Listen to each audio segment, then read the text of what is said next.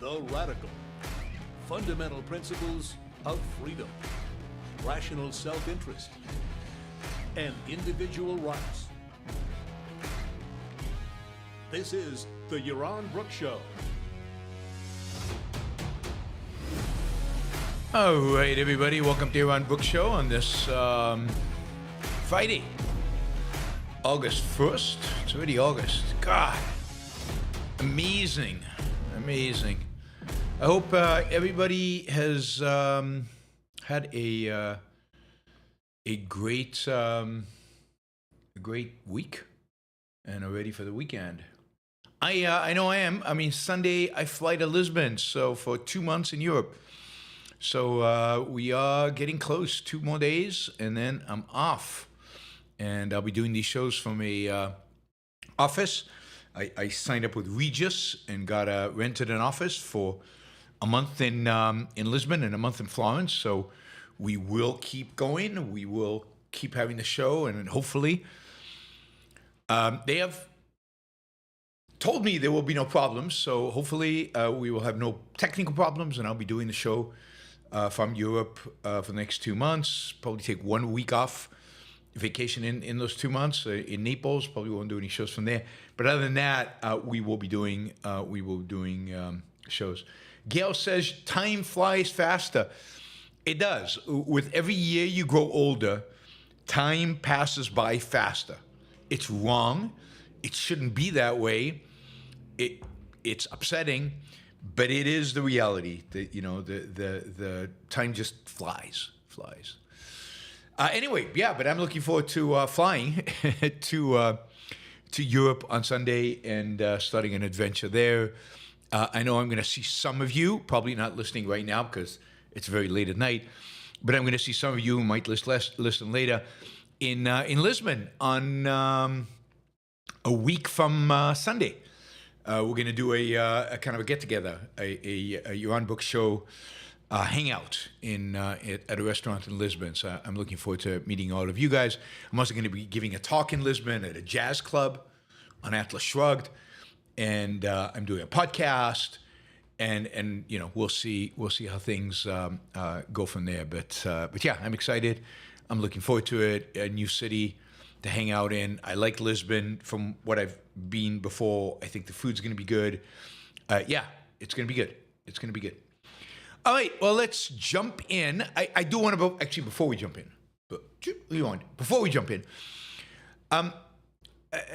yesterday on the show, I was a little sloppy. So I want to correct some things that I said yesterday. And I want to do it at the top of the show, not on page 37, where nobody ever sees it. I assume everybody sees the front of the show. So a couple of things where I wasn't accurate yesterday. Probably, everything was rushed yesterday because I'd flown in home from there. Anyway, the first one is I talked about the Tesla robo-taxis, the Tesla autonomous vehicles driving people around. I compared to Waymo. You all know I love Waymo. I think Waymo's amazing. But somebody wrote to me and corrected me. Now, there wasn't the primary thing I was talking about. The main thing I was talking about was the trucks. That, to me, is even more exciting and could save a lot of lives. But somebody wrote to me and said, the Tesla taxis are not really like Waymo, because with the Tesla right now, there is a human being sitting behind the wheel. In San Francisco, they're literally sitting behind the wheel. In Austin, they're sitting in the passenger seat, just in case something goes bad, just in case something goes wrong. They have not yet received permission from city authorities, the regulators, to go fully autonomous, where there's no human being in the car. Now, even Waymo has people remotely monitoring the cars. I think one person on every 10 cars is monitoring just in case they get into a jam, and they can get them out of it. But with Tesla, it's basically a person in every car. So it's far yet from the same as Waymo. It's not the same thing. But look, this is a step towards that. And while Tesla's still behind, we will see. But they seem confident that they will get there and they will get approved for complete autonomous. So I should have mentioned the fact that they have drivers in the car, that it's not fully autonomous. And that is a big advantage and a big difference with Waymo, which is 100%. It's great. So that was one. The second one, I think, God, I can't remember saying this, but I probably said it. I can't remember not saying it, so I probably said it.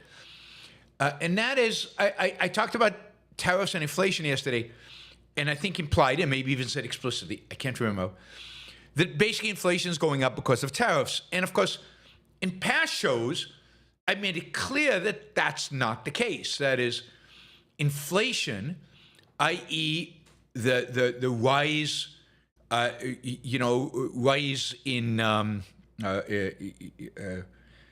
what do you call it? A economy-wide rise in prices, or a reduction in the purchasing power of the dollar, is not caused by inflation. Inflation will raise some prices, and I did mention this yesterday.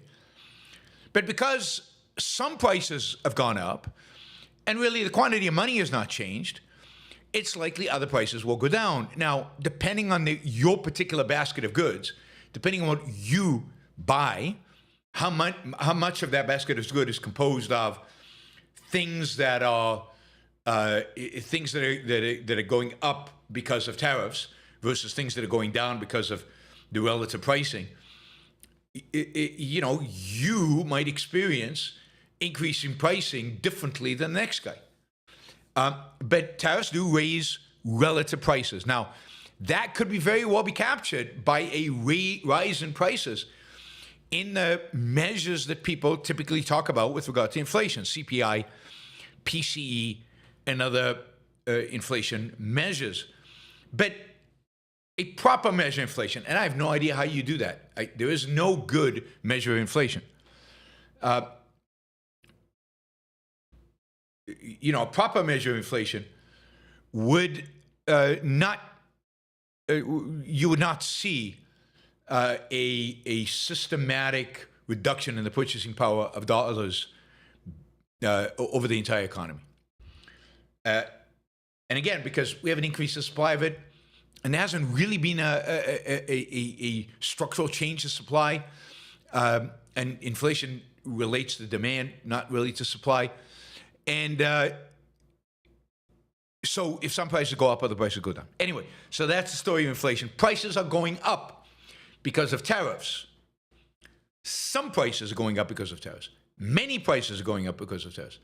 But not the overall purchasing power of the dollar. Your dollar is not being reduced in value because of tariffs. It is reduced in value because of what the Fed is doing. So it goes down in value all the time because of the reduction in value because of the increase in the money supply. But even that we don't know how to measure. So there's no good measure of the money supply. Given fiat money and the way money works today in our modern economy, we don't know what money really is. We don't know how to measure it. Or is it M1? Is it M2? Is it M0? Is it MZ? Is it M3? Is it base money? Is it broad money?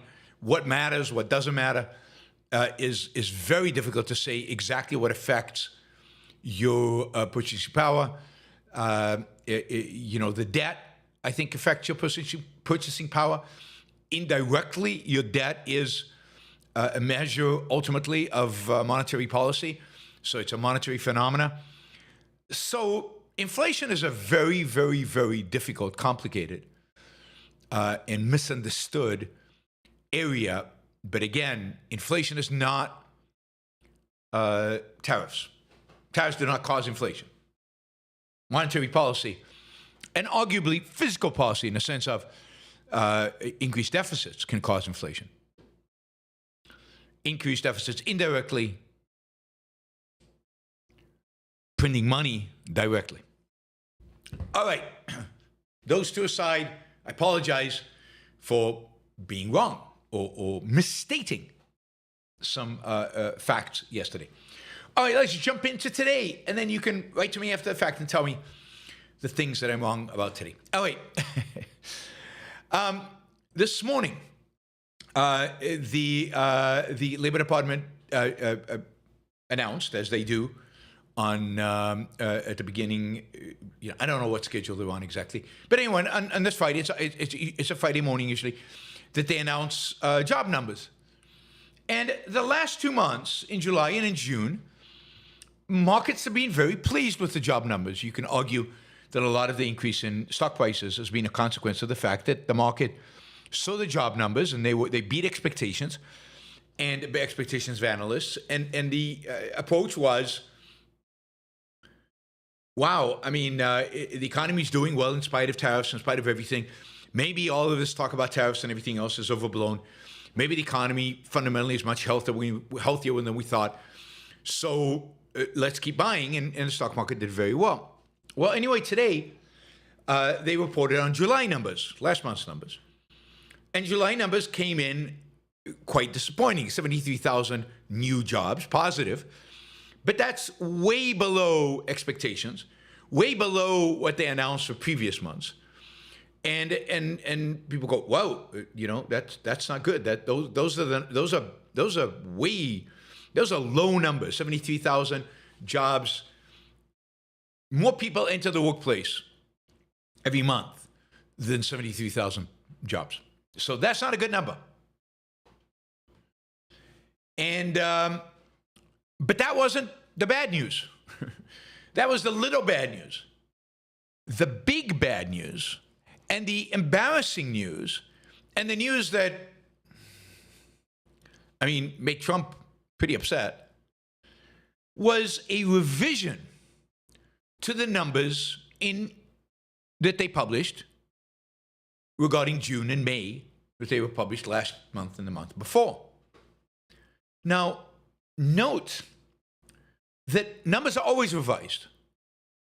GDP numbers, even inflation numbers, employment numbers, any economic number like this, because of the complexity of calculating it, because it depends a lot of time on data that is being accumulated, the data gets constantly revised because new information comes in, new calculations are made, and there are revisions. Usually, the revisions are fairly small. In the past, they really wouldn't be that big. Wouldn't be that big. And though during Biden, on a couple of times, they made, significant revisions. And they made significant revisions. They were big. And Republicans flipped out. Biden was manipulating the numbers. I remember this was before the election. All kinds of numbers were being revised. And people were completely flipping out. Something just crashed outside. They revised them down, they revised them up. Anyway, these numbers were revised way down. Way down. The June number is now plus 14,000. That's the least jobs created by the U.S. economy since December 2020. The May number was revised down to 19,000. Both of those numbers, if I remember right, were way over 100,000. The total revision was 253,000 jobs. Now, that is a massive, 258,000 jobs. That is a massive revision. And, it means the economy is doing a lot worse than what people thought it was. People thought it was creating between 150,000 and 200,000 jobs. It's creating 14,000, 19,000, and then last month 73,000. Those are very weak numbers. Those are numbers consistent with maybe, stagnation and potentially recession. Those are not good. These are big warning signs. And stock market, in response to that and other things, it went down quite a bit today, over 1%, pretty much across the board. Bitcoin was down. Pretty much everything was down today. I don't know about gold. I wonder if gold had gold. Bitcoin was down like 1.72%. Let's see, S&P 1.6%, NASDAQ down 2.24%. So your tech stock went down a lot. Oil was down. Recession is bad for oil. Gold, of course, was up. Gold was up to 2%. The dollar weakened significantly. I mean, the euro went up 1.52% versus the dollar, which is huge. That's a big change. 10-year bonds went down, so the yield went down to 4.22. It was 4.5 not that long ago, and that's because people are afraid now of a dramatically weakening economy, a significantly weakening economy. And I think that the people in the markets are reevaluating their optimism of just last week and the week before that, and pricing things lower. If you look at the actual numbers, over the last 3 months, manufacturing, professional businesses, warehouses, retail, government have lost jobs. The one area that increased jobs in the last 3 months was healthcare. So healthcare makes up almost all the jobs that were added to the economy. We're getting older, we're getting sicker, and we need a lot of people in the healthcare space. And that's where the jobs are going. So, we will see how these numbers stand up, right? Because there'll be revisions again, probably in September. I think they skip August, but probably in September there'll be more revisions. But it really doesn't look good. Now, granted, with low immigration, almost zero really out migration, so the immigration number right now in the United States might be negative. You don't need to produce as many jobs, right? But of course, the fewer jobs you have, the fewer jobs you have.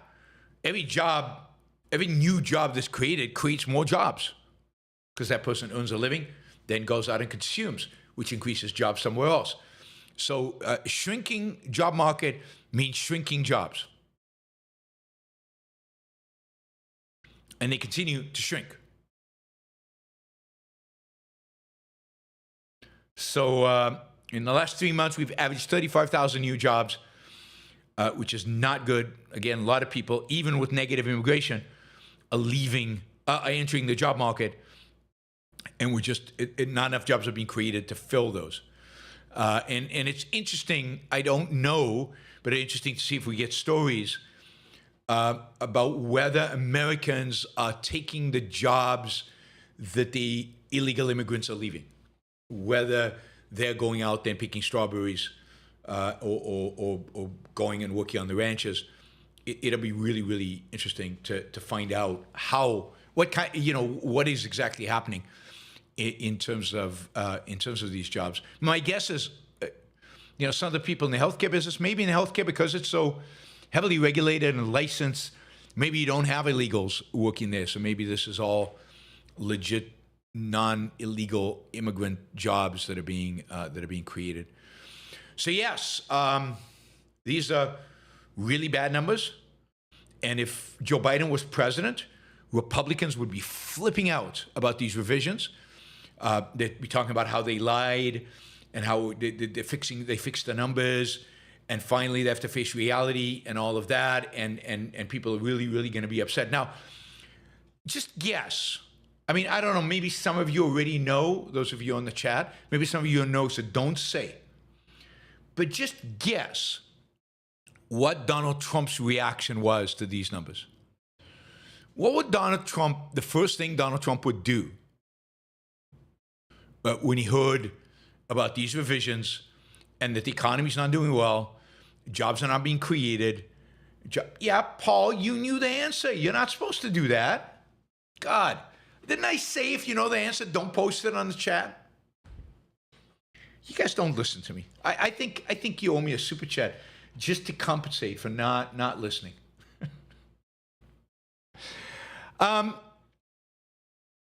Yeah, Trump fired them. He fired the commissioner. He fired the commissioner of labor statistics, saying he was rigging the numbers. And no, Trump knows. Trump knows that the economy is doing great.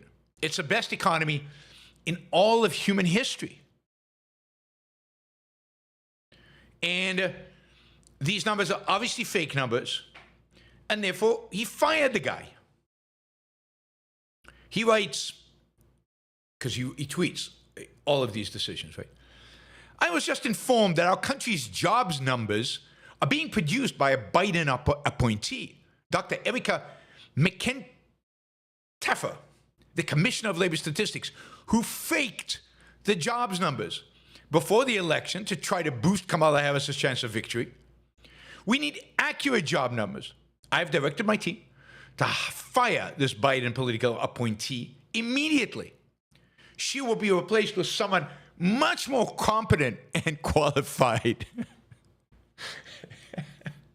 In other words, she will be replaced by somebody who will give Donald Trump the numbers he desires. Because if there's one thing that characterizes Donald Trump, it is his primacy of consciousness. The fact that he demands that reality fit his demands. He demands that reality fit his wishes, his desires, his beliefs, his instincts. And if it doesn't, then fire the guy who delivered the bad news. I mean, this is typical mafia, right? Behavior. You kill the messenger. I mean, it's just too good. It's just too perfect. It's too perfectly Donald Trump. Yeah, he got bad numbers. Now, based on that, based on the fact that he just fired her, what is the likelihood that we are going to get a decent, best of class numbers about inflation and GDP growth and labor market and everything else from this president, this administration? I mean, basically zero. I don't think we're going to get it. I think from now on, any number that comes out of this administration, you have to assume has an element of being made up. As it is, there's stories now that for some reason, when calculating the CPI, the inflation number, the administration is the people doing the calculation in the, on the economics team have been using more discretion than usual. They haven't been accumulating as much information as they have in the past. Now, some people are saying this is because of Doge and a bunch of people were fired and they don't have enough staff. Other people are saying it's because, they want to come up with a number that is at least semi-approved by Trump, or at least not too hostile, not too bad to Trump. Certainly, that motivation now has increased after being fired. So 258,000 jobs disappeared today. That is the biggest 2-month downward revision since April 2020, and one of the biggest downward revisions in the history of revisions. So I don't know why, they had to revise it downward so much. This is messy business. Government statistics are very messy businesses. They're always revisioned, but these seem exaggerated. These seems big. And, it's going to be interesting to see how it progresses in the future. But you remember when the revisions happened with Biden, which actually did not work in Biden's favor, by the way. So they did not come out in time to make any difference for the election. I told you at the time that revisions are normal. They happen all the time. And this is the price you pay for kind of volatility in the economy, uncertainty, and real difficulties. The real difficulty of aggregate economic data. Very difficult. You know the story about Hong Kong? So in Hong Kong, when the governor of Hong Kong was appointed in 1945 by the British, they appointed, I forget his name, but he's a very free market guy, real free market guy. I mean, it's funny because Hong Kong became this free market amazing place, and England at the same time turned socialist. But anyway, this governor of Hong Kong, free market guy, basically fired all the people producing and publishing government statistics. And people would ask him, why aren't you reporting GDP? Why aren't you reporting unemployment? Why aren't you collecting this data? And he said, as soon as you start collecting data like that and publishing data like that, you start thinking that you can centrally plan the economy to achieve better. So you start targeting those numbers in your policy. He said, I don't believe in central planning. I don't believe the government has any business in the economy. The economy is what the economy is. And that's Hong Kong. They basically protected property rights, protected individual rights, and left people alone to do business. And of course, the economy exploded, even though government never collected statistics. So here's the question. Does GDP grow? Is GDP really growing if nobody is measuring GDP? Does a tree make a noise in the forest if nobody's there to hear it? A sound. With that philosophical quandary, does GDP grow if nobody's there to measure it? I'll leave you with that. I mean, obvious. The answer should be obvious. I assume it's obvious. This is going to be an interesting economy moving forward. It's going to be really interesting to see how well the economy will do. Is this a foreboding for the for a upcoming recession, or is this just a fluke? How much of this is driven by tariffs? How much is it driven by other things?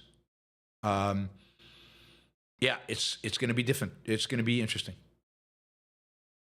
Now, one of the things that this shines a light on, is the fact that Jerome Powell, who did not reduce interest rates yesterday, would he have lowered interest rates by a quarter point if he'd known these were the employment numbers? I think the Fed was looking at employment on Wednesday and seeing, employment's pretty good. Jobs have been created. The economy's humming along.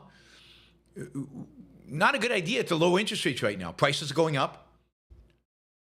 And if he'd known that the job market was this weak, and this is weak, would he have lowered interest rates? Probably. I think there's a good chance. Trump also wrote,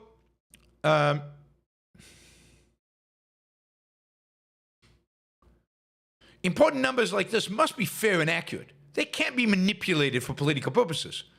He's making that up, of course. McEnteffer said there were only 73,000 jobs added, parentheses, a shock. But more importantly, that a major mistake was made by them. 258,000 jobs downward in the prior 2 months. Similar things happened in the first part of the year, always to the negative.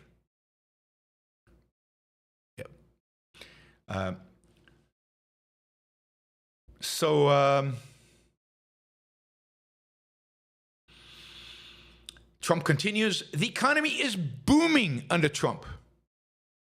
I like the way he refers to himself as under Trump.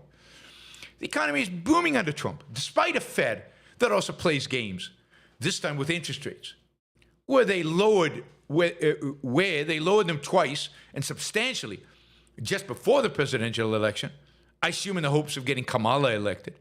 How did that work out? Jerome, too late Powell, should also be put out to pasture.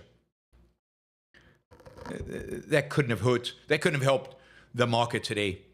Because the market, every time Trump mentions something about firing Powell, the market goes down. So, interesting. Not good, because I want the U.S. economy to boom. I want jobs to expand.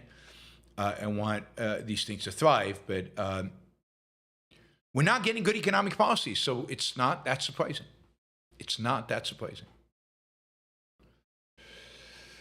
All right.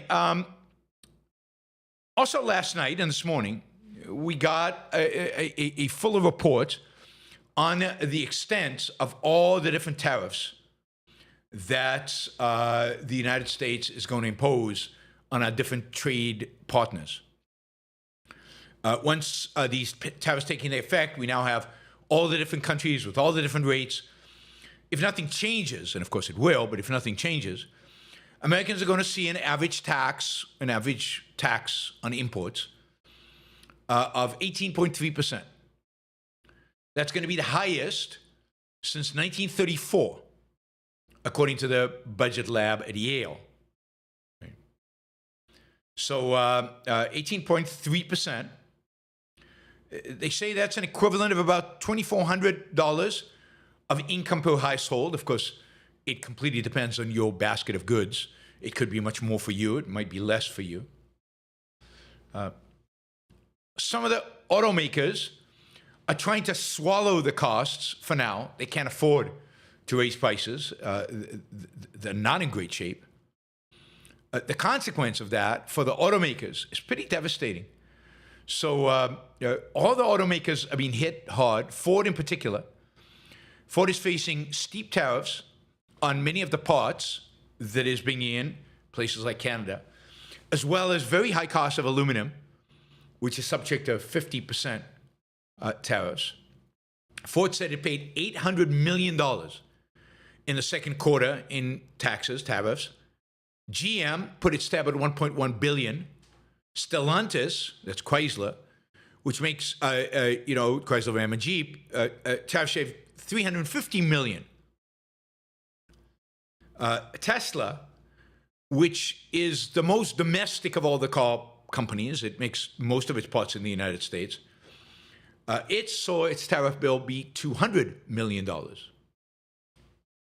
So American auto companies are trying not to raise prices, but they can't. They're paying huge amounts of money, which is going to cause them to lose money. They're not healthy enough to be able to sustain sucking up these tariffs without raising prices. And of course, raising prices are no good for them either, because if they raise prices, demand will go down. People will buy fewer cars. I mean, what is the number one competitor of a Ford automobile car coming off the assembly line? Who is the number one competitor to that car? Is it GM, Chrysler, BMW, Toyota, Nissan? No, it's the used car market. The used car market is the number one competitor of American auto companies. And you don't pay a tariff on used cars. Now, used car prices will go up because there's going to be more demand for them. But, yeah.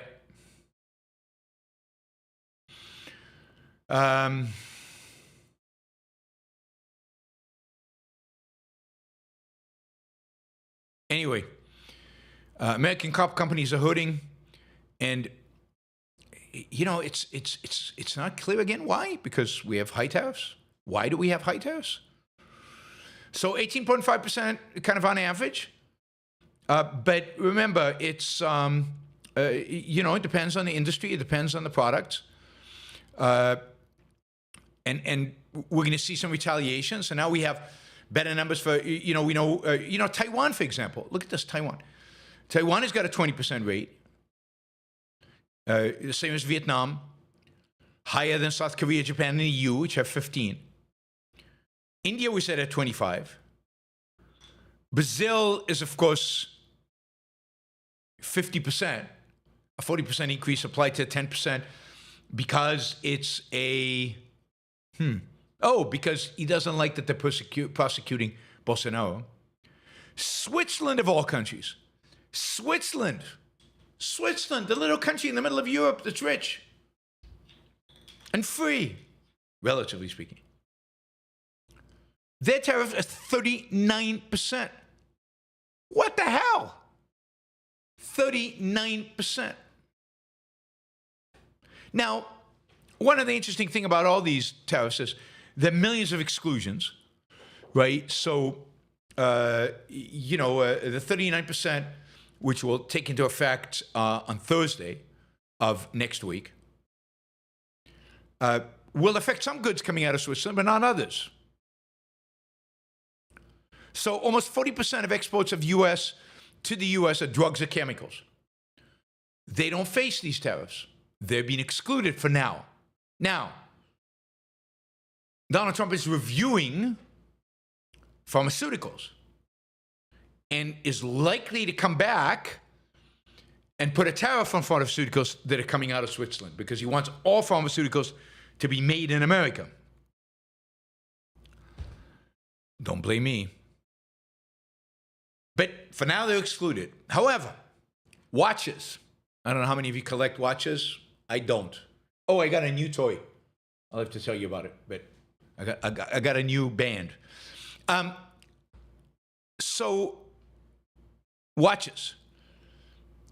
39% tariff. Machines and chocolates. 39% tariffs. Now, why so high on Switzerland? What's because we have a huge trade deficit with Switzerland. We actually buy a lot of watches and chocolates and machine tools and then drugs and chemicals from them. And they don't buy as many things from us. And Trump hates trade deficits. So he lashed out at Switzerland. And they've got now, Switzerland's a small country with no political power, really. So they can't do anything about this. I mean, they're just stuck with it. Let's hope he doesn't go after the pharmaceuticals, right? The one country that's got an extension and they're still working on a deal is China. We'll see. The extension's still August 12th, and they're supposedly going to extend it beyond that, right? We'll see what happens then. Canada's screwed. Mexico's the one who really got the extension. They got a 90-day extension. Remember that? We talked about that the other day. Taiwan's president said that he thinks that the 20% tariff is temporary and expressed hope it could be lowered through further talks. The other thing about these is nobody quite...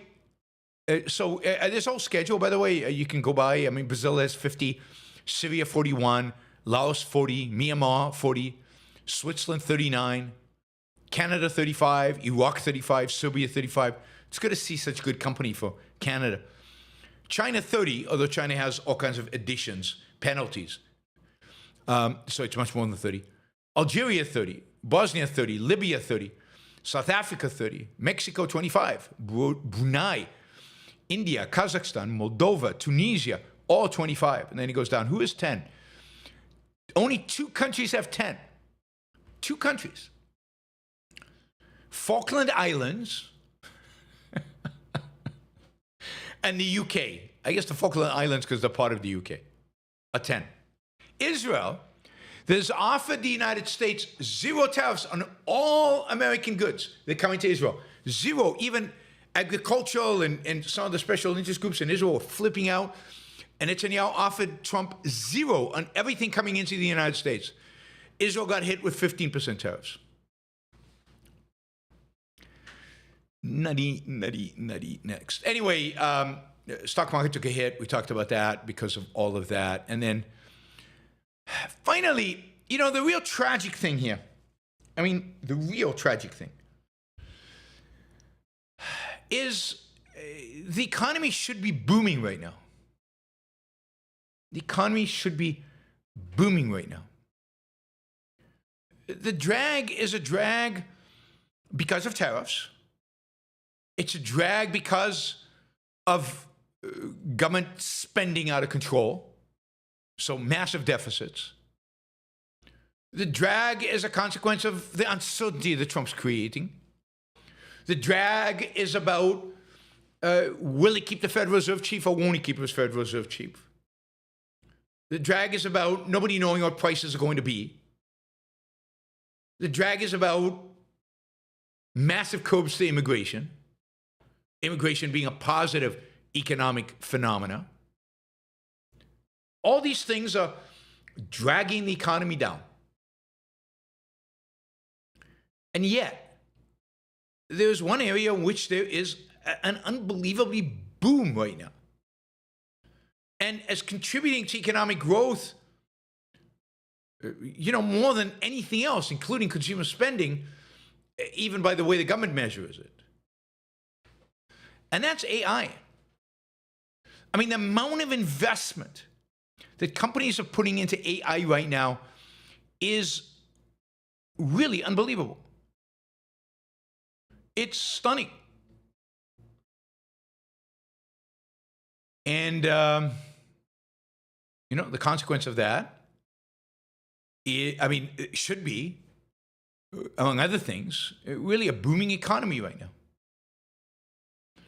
And the reason it's not booming is because of the stupid stuff Trump is doing. And the good stuff, deregulation, the elimination of certain environmental regulations and controls, the attitude of drill baby drill, all that is fantastic. And again, should drive everything up, should drive the economy. It's silly to call AI a bubble, with all due respect. It's not useful. Right? Whenever you have a new technology that has the potential to revolutionize life, you get massive investments into that industry. Investments, some of which will fail. A significant number of whom will fail. In that sense, there was a railroad bubble. There was a steel bubble. There was clearly an internet bubble. And yet, the winners coming out of this create so much value, so much wealth, it wipes out easily whatever losses occurred during the bubble. But there's literally no way to go from zero to full implementation of a new technology without a period in which looks like a bubble. So there certainly was a car bubble. Absolutely, Jennifer's right. There was a car bubble. Hundreds of car companies were formed. Just a gazillion amount of capital went into them. And ultimately, they consolidated, and it became clear who the winners were. And it took decades for the consolidation to fully manifest. So yes, every time there was a biotech bubble at some point, every time there's a new industry that's coming up with new ideas that can completely revolutionize everything that we do, has that potential, there is a bubble, or what something looks like a bubble. So calling those things bubbles don't help. And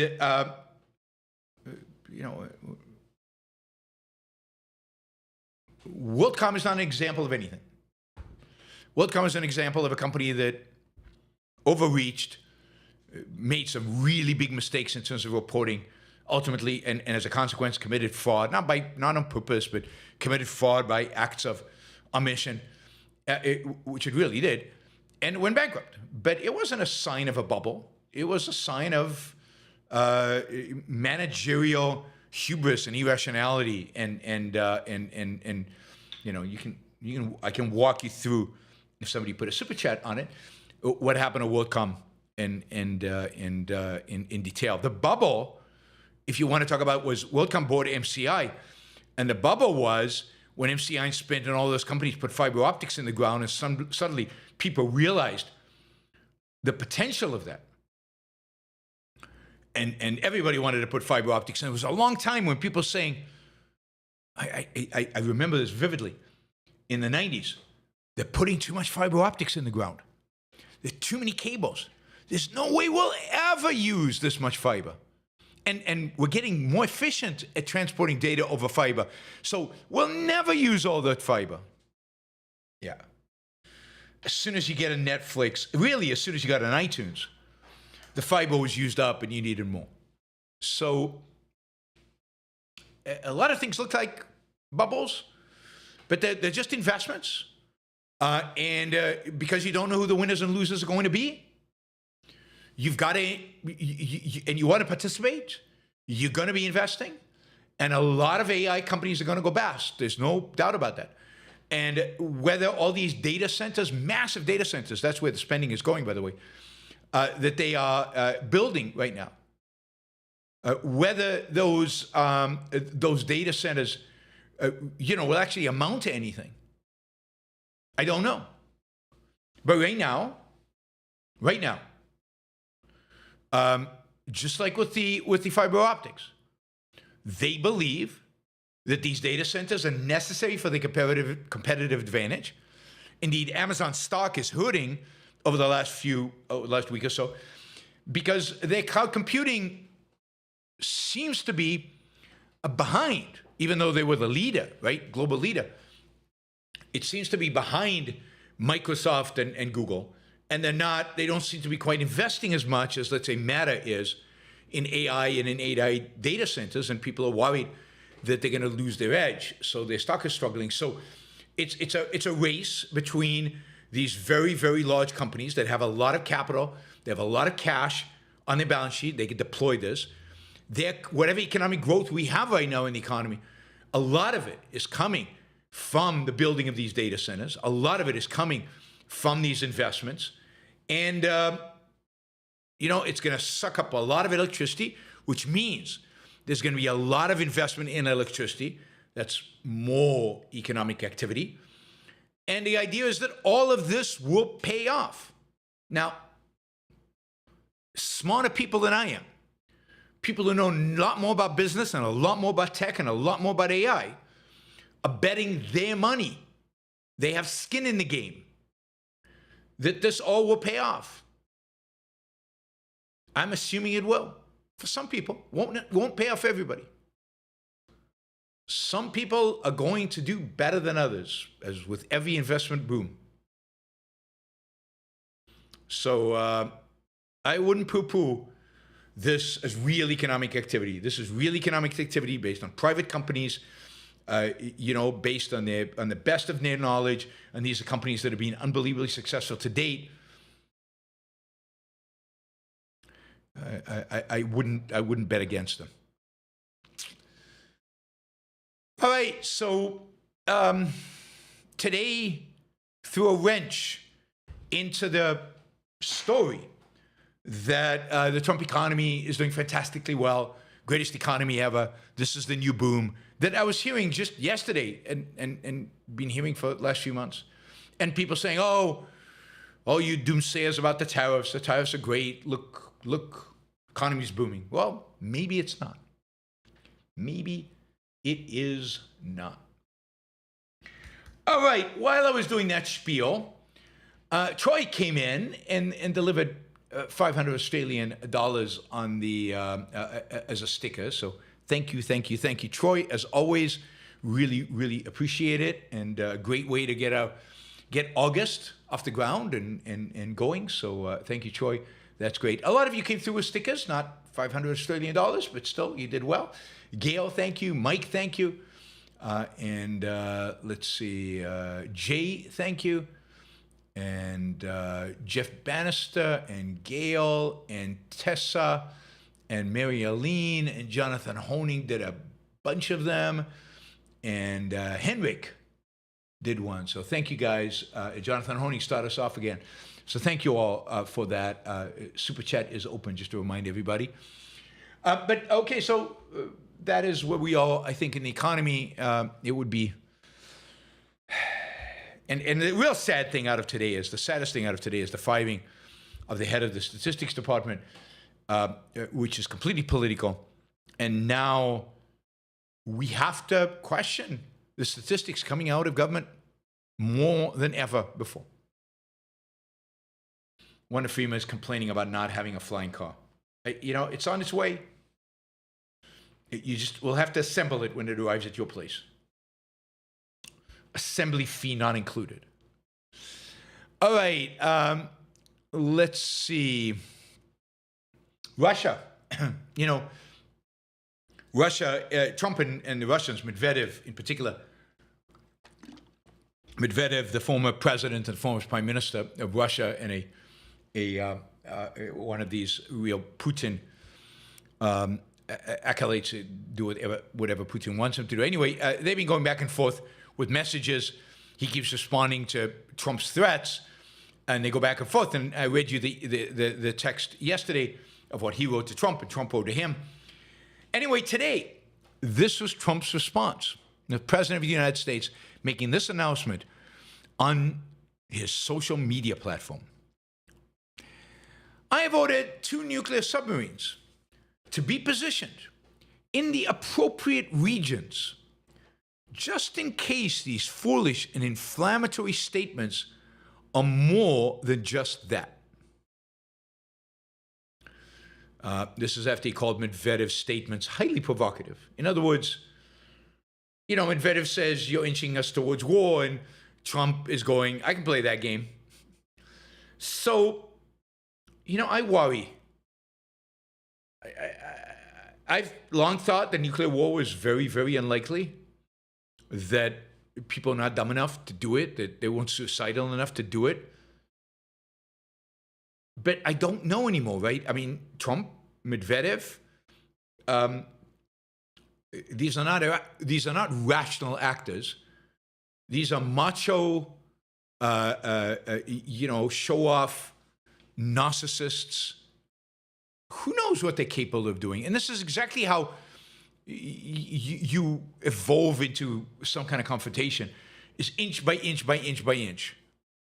Provocation by provocation by provocation. Without anybody in either Putin or in Trump's you know, universe who's willing to say, Mr. President, wait a minute. Wait a minute. What are you doing? Not only do we have narcissistic idiots with nukes, but we have narcissistic idiots with nukes who all have surrounded themselves with yes men. No, this is not the right move by Trump. Absolutely not. The way to escalate this, and it should be escalated, is by immediately signing a massive deal to provide the most sophisticated weapon systems we can to Ukraine. It's not a direct threat to Russia in the sense of United States submarines and troops. It's not suggesting nuclear confrontation is on the line. It is kicking Putin in the balls, which is a much better move, rather than to get dragged into a tit-for-tat who's got bigger among narcissistic idiots. Like basically say, Ukraine, you want F-16s? What about an F-35? You could, like 5 F-35s, you know, stealth fighters, you could make it a Moscow. They couldn't shoot you down.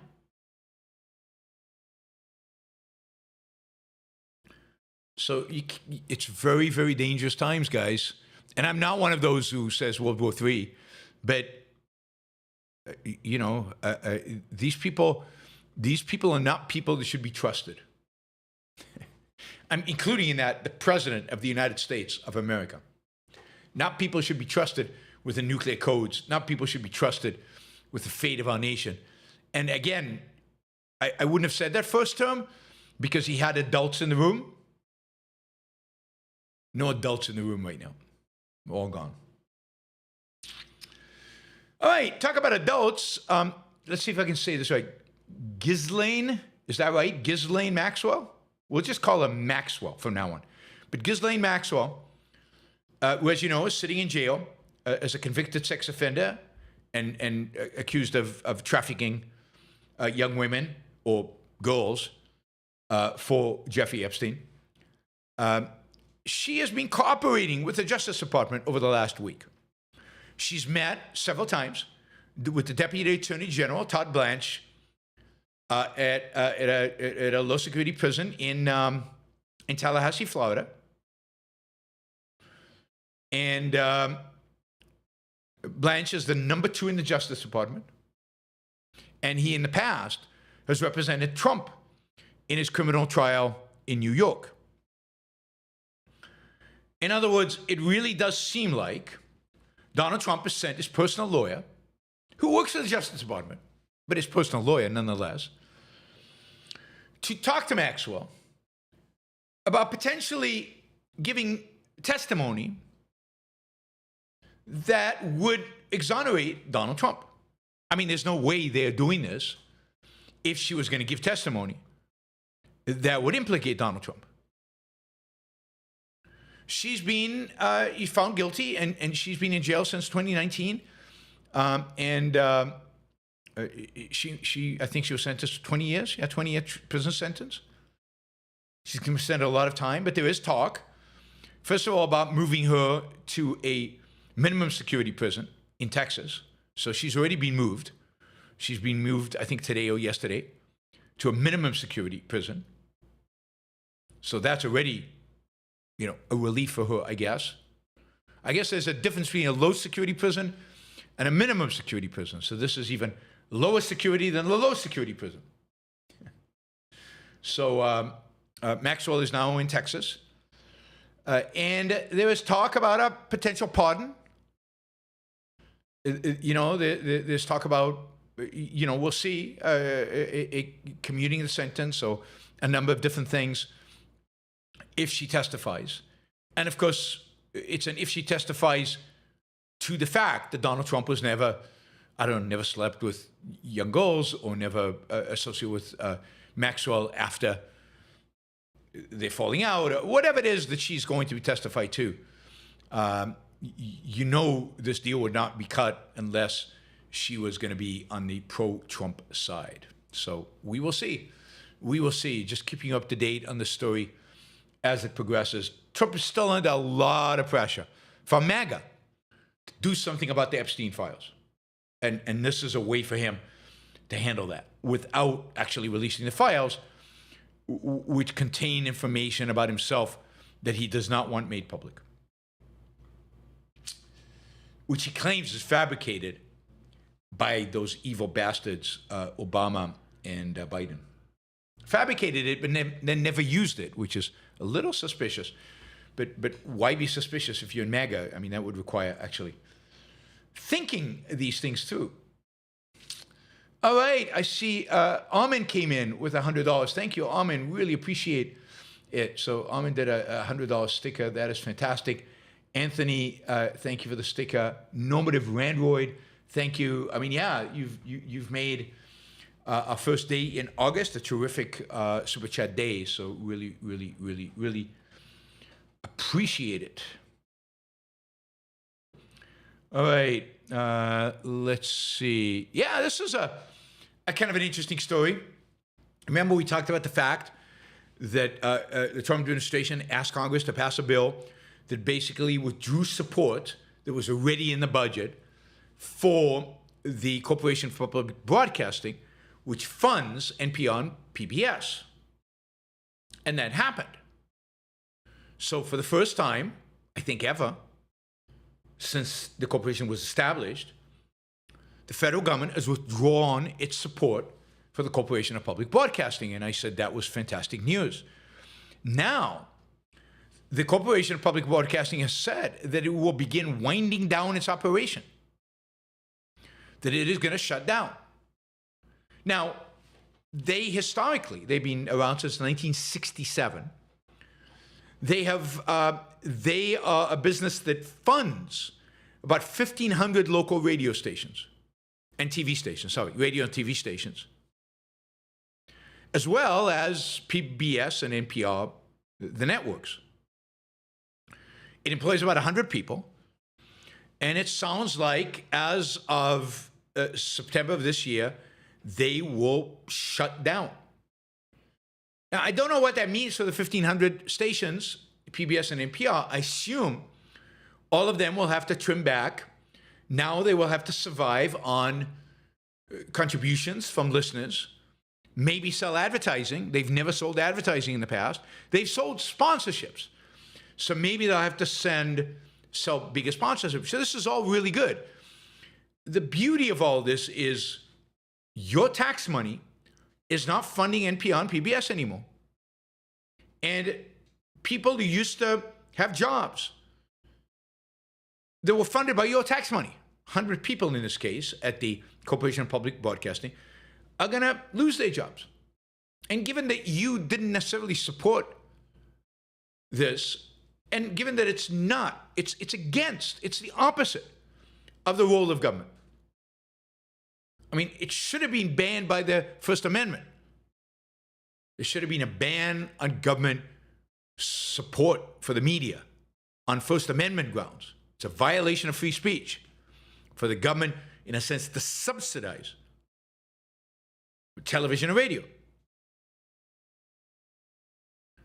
So this is a corrective. This is fantastic.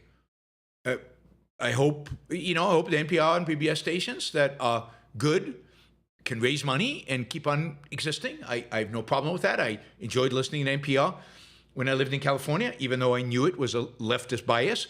What I hated about it was that it was government funded. I never donated money because I figured I gave at the office through my taxes.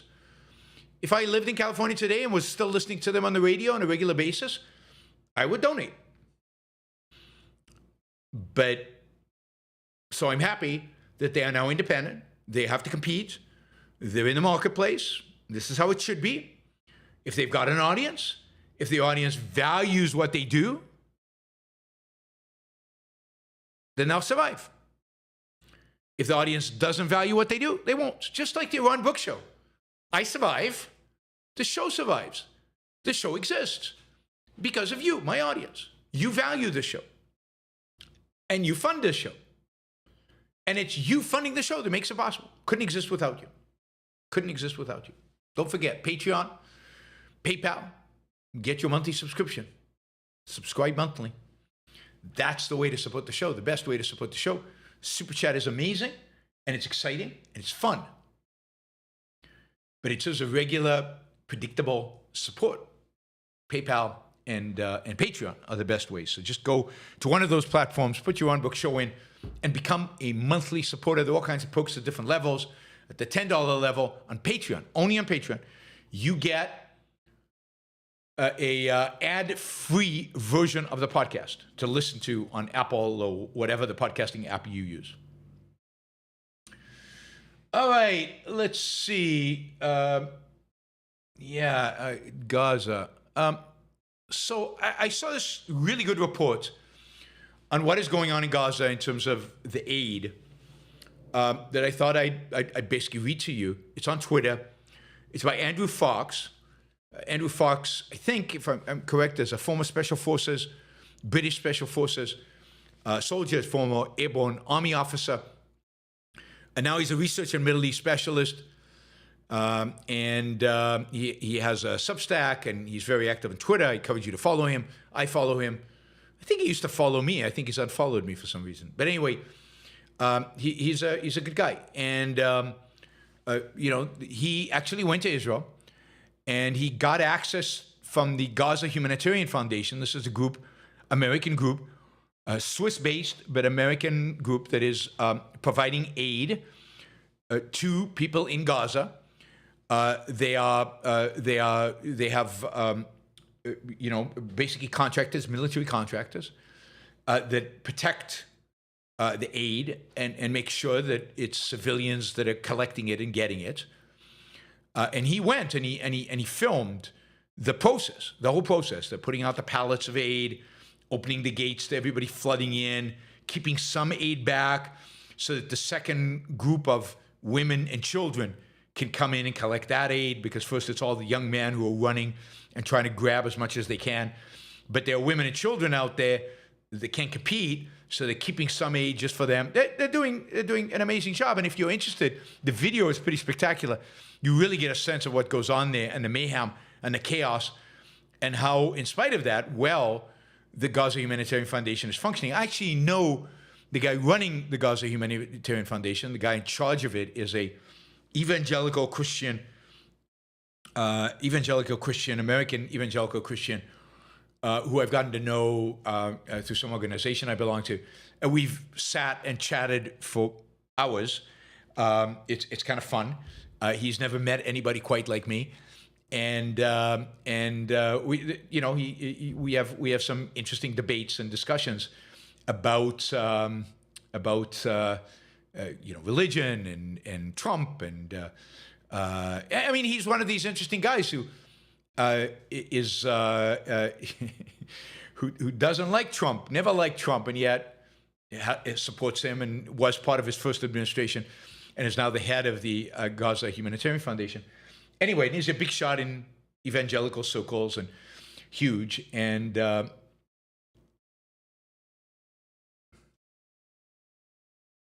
so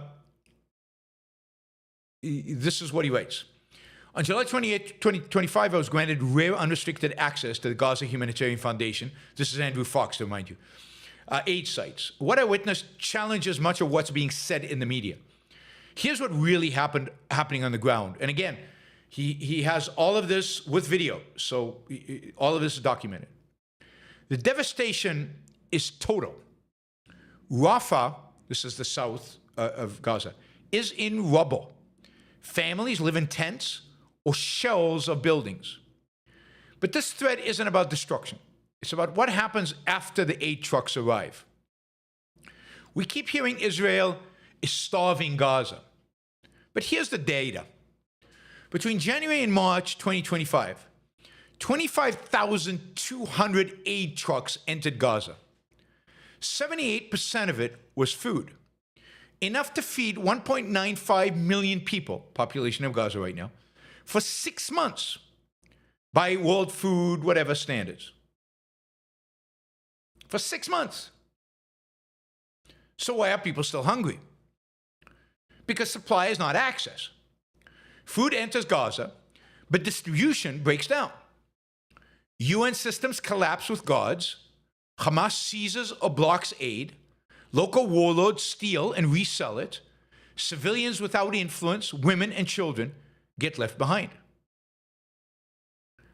The Gaza Humanitarian Foundation was set up to change that.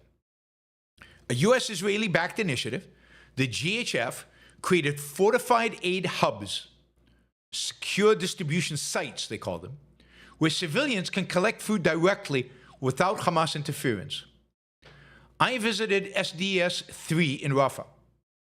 GHF gave me full freedom to observe, no media theater, no stage tours. What I saw was both brutal and extraordinary. Distribution is fast, tense, heavily secured. Crowds wait along marked corridors. Israeli snipers and tanks oversee the perimeter. Private contractors, ex-US Special Forces, run the site. But the crowds are large and unruly.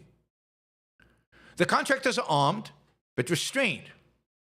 I also saw compassion. Medics treating children, women treated with respect, Gazans joking with security at the fence. Hamas hates the GHF. Why? Because GHF threatens Hamas' business model of stealing aid. Hamas has threatened civilians who accept GHF aid, shut down local bakeries, and incited violence at the sites, even staging propaganda videos. Despite this, over 85 million meals have been distributed. Crowds keep coming. In fact, GHF, whoops, that's the video.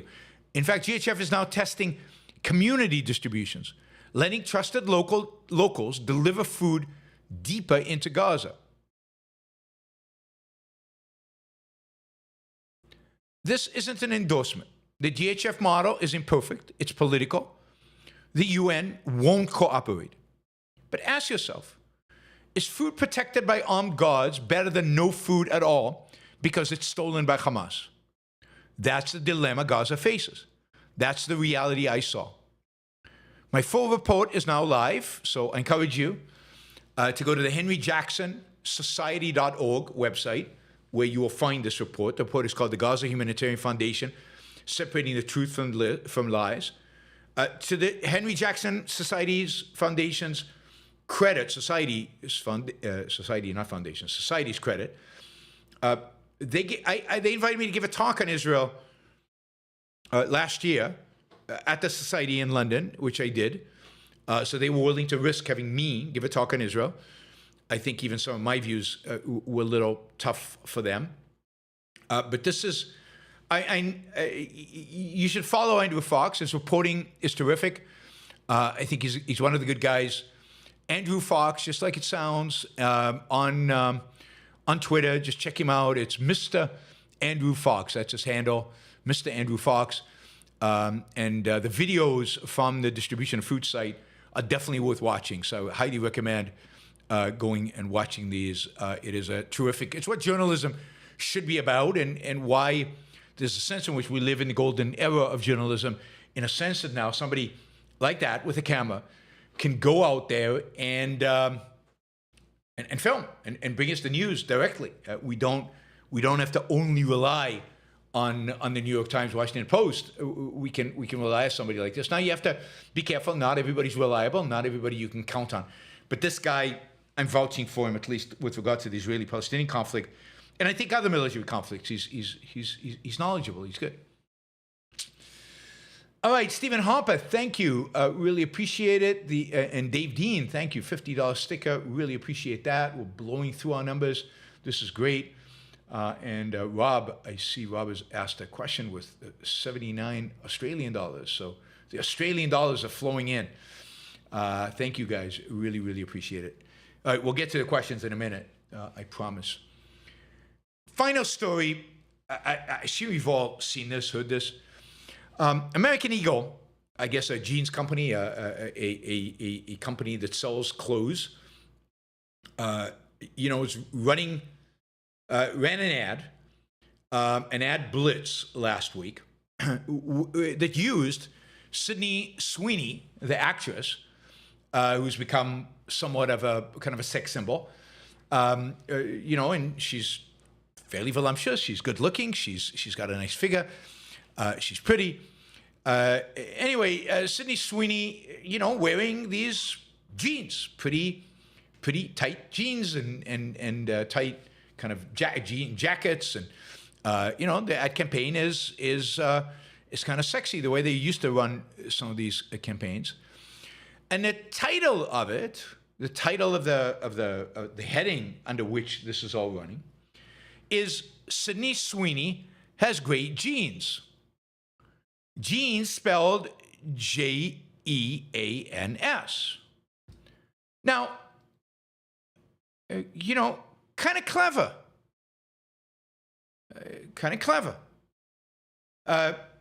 You could argue that Sydney Sweeney has, good genes. Genes with a G. She's good looking, right? So they're playing with that. They're trying to be a little provocative and sexy. The spot is called "Is and Always Was About the Genes." continue to celebrate how everyone wears, American Eagle jeans with confidence, their way. And then Sydney Sweeney has great jeans. And the internet flipped out over this, right? Because clearly this was a eugenics, racist comment. I mean, after all, Sydney Sweeney is white. She has blonde hair, although I don't know if it's actual blonde. I have no idea. She has green eyes. And that's obviously just that's just racist to talk about her genes. What about, the great genes that minorities have? Now, of course, that is not suggestive of any comparison like that. It is hyper and overly sensitive to assume it is. Right now, Sydney Sweeney's everywhere. I see her. She's online, doing all kinds of stuff. She is considered like the, I don't know, what do you call it, pinup girl right now. And she's it. So, it really is ridiculous. Now, it's true that, Abercrombie and Fish got into a lot of trouble by sexualizing their marketing. Now, they got into trouble by sexualizing it by kind of blurring out the distinctions between men and women, and being much more provocative than something like this. If you don't like this, I don't know why you wouldn't like it. It's just an ad campaign. Why everybody's got so upset about it, I don't think this is suggestive of any kind of racial thing. It's just saying she's got good genes, in a sense of she looks good in these jeans. So could you. Anyway, it's the whole thing is ridiculous. It's gotten a lot of attention. It's the kind of stuff that I think the left keeps getting itself in trouble over, because it's oversensitive to these things. Now, I get it. There's a eugenics history in the United States. There's certainly a racist history in the United States. And I'm convinced there's a racist present in the United States. You don't fight it like this. How old is Sweeney? I don't know. She's probably in her late 20s. I don't know. We could look it up if you really care. Are you worried about this? Are we worried about she's 27 years old. She does not look like a teenager. She's conventionally pretty hair, and she's got a nice figure. But people are melting down over this. Completely freaking out. And it's all over the place. So, and it's insane, and this is what gets the left in trouble, and this is what the kind of woke, really nonsense, overreaction that that causes the right to overreact in the other direction. NBC News is running a story on this. AP News, Fox has of course come to the defense of American Eagle. Everybody else is more attacking American Eagle. American Eagle is defending itself. J.D. Vance is mocking the woke. Again, this feeds the beast. It feeds the J.D. Vances of the world. It feeds, their own ugliness. But yeah, there's a real meltdown out there in the world. I don't know. I just see a story that says Dunkin' Donuts now is facing a backlash. There's a new 35-second ad for Dunkin' Donuts that featured the Summer I Turned Pretty star, Gavin Masalanjo. I don't know who that is. In the ad, the actor is sitting near a swimming pool with his Dunkin' golden hour refresher beverage. He references his king of the summer persona and says, this tan, genetics. I just got my color analysis back. Guess what? Golden summer, literally, I can't help it. Every time I drink a Dunkin' Donut, our refresher, it's like the sun just finds me. So if sipping these refreshers make me the king of the summer, guilty as charged. People are freaking out about that because he mentioned genetics. You're not supposed to mention genetics. Genetics have something to do with this stuff about the figure you have. Not only genetics, but also genetics and the eye color you have and the skin color you have. Yeah, genetics is part of that, so who cares? You can't mention genetics now in advertising. That is a new rule. Anyway, that is the news for this Friday, August 1st. Yeah. All right. We have a super chat. We will get to the questions. You guys have been very generous today, so thank you to all of you. In particular, Armin, who came in with a $100 sticker, and Troy, who 500 Australian with a sticker, and then a bunch of you, Dave did $50 and a bunch of other stickers as well. Enric, thank you for the sticker. I think I've thanked everybody else. And then we got a bunch of questions, two $50 ones and a bunch of others. And we'll get to those. Let me remind you of the sponsors of today's show. Hendershot Wealth Management, hendershotwealth.com/YBS if you want information. But Hendershot Wealth Management is a company that has now a product that really does an amazing job with capital gains taxes, reducing them, and maybe even eliminating them for a long time. They have a great product that allows for that to happen, allows for that to be done. And if you'd like to get more information about that, if you have a big capital gains event coming up, selling a business, or you've got some appreciated stock that you'd like to sell, or you're already selling appreciated stock and maybe living off of it, or maybe appreciated Bitcoin, or appreciated something, you're living off of capital gains and you're paying taxes on capital gains, then you should talk to these guys. This is an amazing product that they have. You can find out more about it by watching the interview I did with Robert Hendershot. And where we talk about this, where we kind of analyze it. We'll be doing another interview talking about more products that they have that are geared towards reducing taxes. That is a good thing. We love reducing taxes. Legally, we don't want to land anybody in trouble or in jail. But legally, completely legally. But they have a number of products that are related to this. We'll probably be doing another interview around that and posting it. But check it out. It's even if you're not in that situation where this could be helpful, I think you'll find the interview interesting. Robert is a really interesting guy, and these whole concepts around taxes and capital gains and what the government is doing is interesting in a morbid kind of way, but still interesting. Ayn Rand Institute is a sponsor of the show, and right now the Institute is promoting their app, Ayn Rand Institute app on the iPhone. Maybe on Google as well, I don't know, but I know it's on the iPhone. It has an Ayn Rand library. Basically, you can walk around on your phone with the Ayn Rand library. You can explore courses given by the foremost experts in objectivism, Leonard Peikoff, for example, on Ayn Rand's novels and her philosophy, or the application of philosophy to a variety of different topics.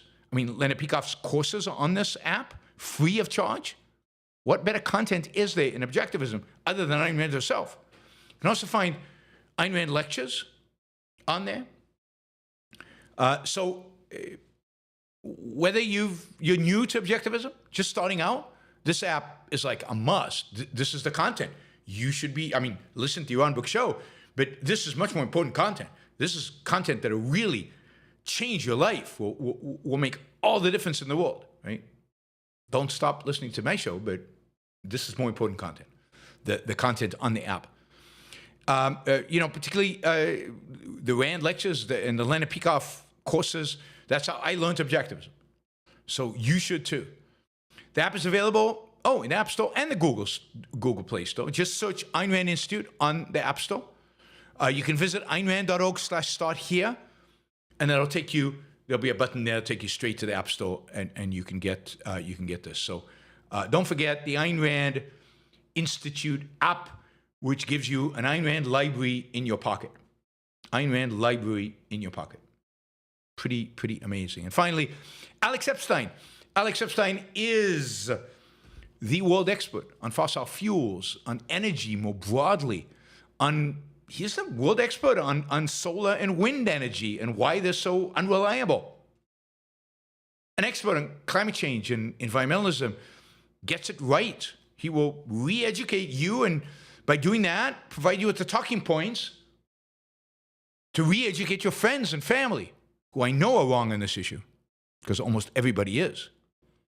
So check it out. AlexEpstein.substack.com. AlexEpstein.substack.com. Alex is terrific, and you should definitely be consuming his content. Consuming his content. I think you can just sign up. You don't even have to. It's not. You don't have to pay anything to sign up. And of course, please, as I said, this show is funded from contributions by you, primarily monthly contributions that are provided on PayPal and on Patreon. So please consider joining the hundreds of supporters of the Yaron Brook Show on Patreon and PayPal, and becoming a monthly contributor, a steady monthly contributor. You can do that at $2 all the way up to $1,000 a month, anything in that range. And it makes all the difference. I couldn't, as I've said many times, and it's absolutely true, I'm not making this up, couldn't do the show, couldn't spend the time, couldn't make this the main thing I do in life professionally without the support you guys provide the show. You're making it happen. So thank you. Thank you. All right, let's jump into the super chat, and we will start with Michael, who has a two-part question. Part one: yesterday you said we should be motivated by love, not fear. But hasn't fear of failure created a lot of super successful people? People who come from poverty and abusive homes become super ambitious out of fear that they will end up a loser like their family, or motivation for wanting to prove your parent wrong, who said you wouldn't amount to anything. I mean, there's no question that motivation by fear often works. If work means produce stuff, create ambitious people who do stuff. But does it work in terms of making you happy? Does it work in terms of making you fulfilled? Does it increase the possibility of human flourishing? Now, maybe because you're working, you're going to make a lot of money, and maybe then you'll get around to figuring out how to use it. But don't you find that a lot of those people land up making a lot of money and not knowing what to do with it, and not finding satisfaction with it, and not knowing what their real values are? I mean, think about the character. Think about some of the businessmen you probably know or have seen. Think about Wynand in the Fountainhead, successful, top of his game, rich, dominate, achieved everything he wanted. But he's never going to be fully happy because he's not motivated by love. He's motivated by fear. So I'm talking about psychologically healthy, happy, successful, prosperous, flourishing human beings. You don't get that from fear. Maybe fear is what gets you out of the ghetto, out of poverty. But then you've got to switch to love. You've got to switch to love. And ideally, even in poverty, your focus is on the values you love, on the things you really care about. Now, it could be that at that point, fear is driving you just to get out of poverty, make as much money as you can. And maybe that's fine for a while. But again, you cannot be successful at life. Life with a capital L. You cannot live with a capital L if what motivates you is fear. You can survive, can't thrive. So to thrive as a human being, not just to make money, but to thrive as a human being, you need motivation by love. Thank you, Michael. That's very generous of you. Rob says, I worked for public broadcasting in Australia for years, and the argument I heard over and over again was that publicly funded broadcasting is essential for democracy. Conservatives have never had a counter-argument.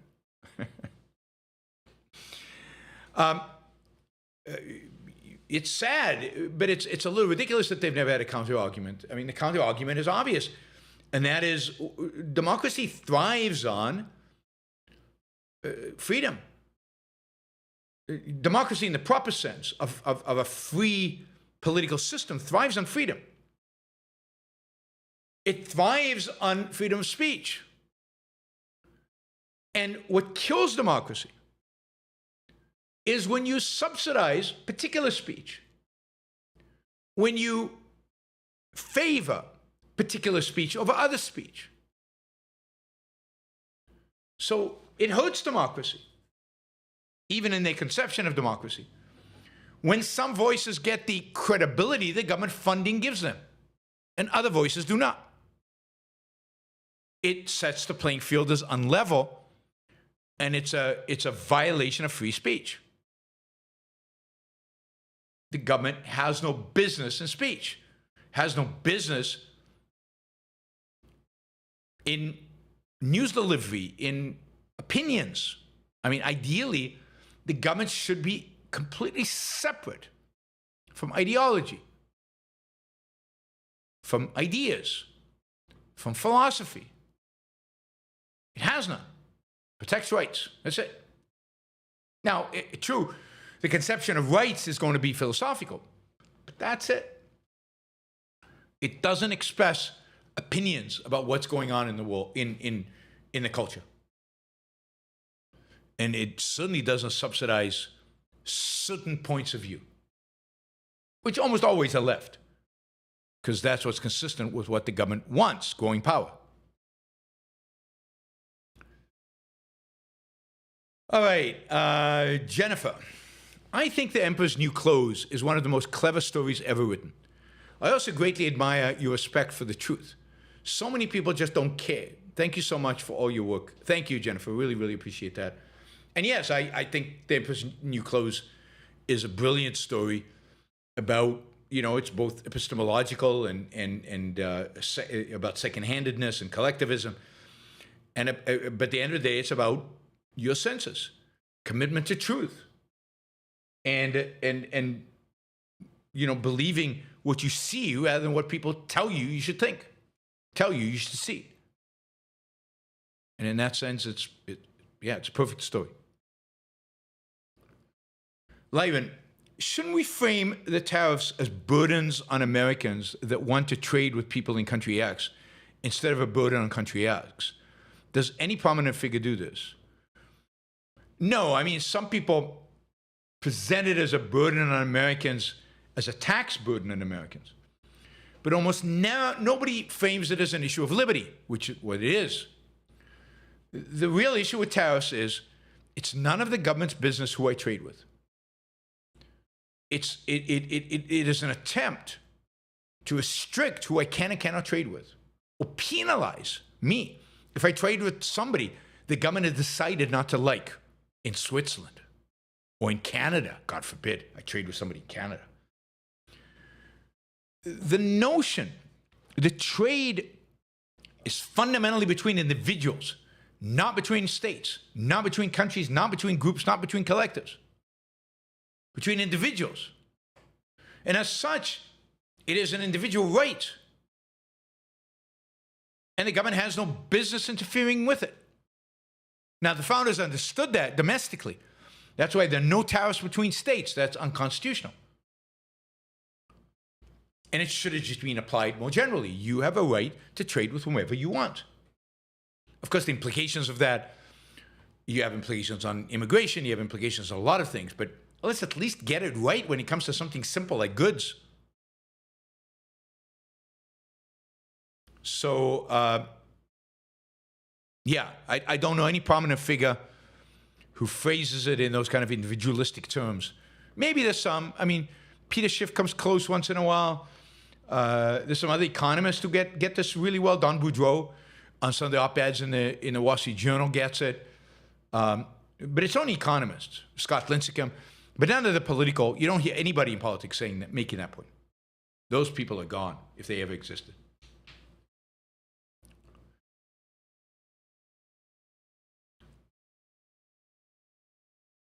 Stephen, is extensive government control over the economy, as in the U.S. during World War II, justified and necessary during wartime? No, absolutely not. It was a mistake, cost America. And indeed, if you read about what actually happened during World War II, in terms of how the weapons were actually produced, who produced them, how it was done, it was not done through central planning.